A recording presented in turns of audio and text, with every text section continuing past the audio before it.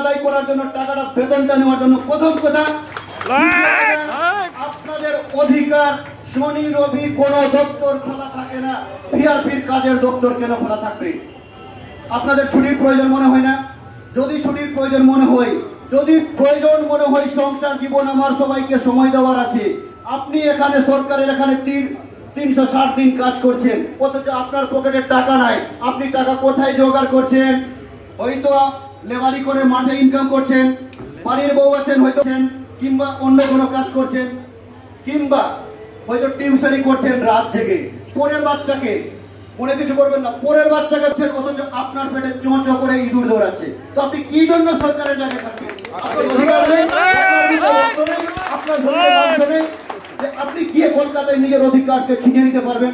যদি না থাকে তাহলে আমি বলবো সে মানুষের পরিগণিতে পড়ে না। আপনার অধিকার আপনাকে নিজেকেই ছিনিয়ে নিতে হবে।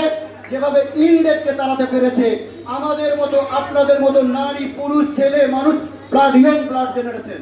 আর আজকে আপনারাও সুনিতা উইলিয়ামসের মতো মেয়ে আজকে থেকে 20 বছর আগে যদি মহাকাশ জয় করতে পারে, মাতঙ্গিনী হাজরার মতো মহিলা যদি জয় করতে পারে, আপনারা কোন গ্রহের মানুষ আপনারা পারবেন না? কেন পারবেন না? নিজের শব্দটাকে, নিজের জেদটাকে নিজের হাতের মুঠোয় ধরে রেখে তবেই কিন্তু কলকাতার বুকে পা দিবেন।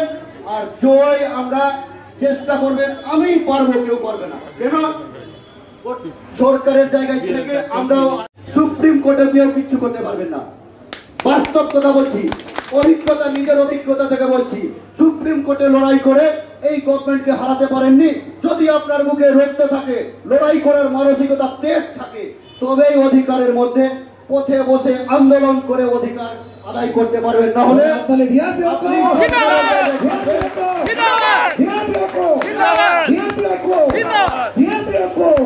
সারা বাংলা গ্রামীণ সম্পদ কর্মী সংগঠন, সারা বাংলা গ্রামীণ সম্পদ কর্মী সংগঠন, সারা বাংলা গ্রামীণ সম্পদ কর্মী সংগঠন,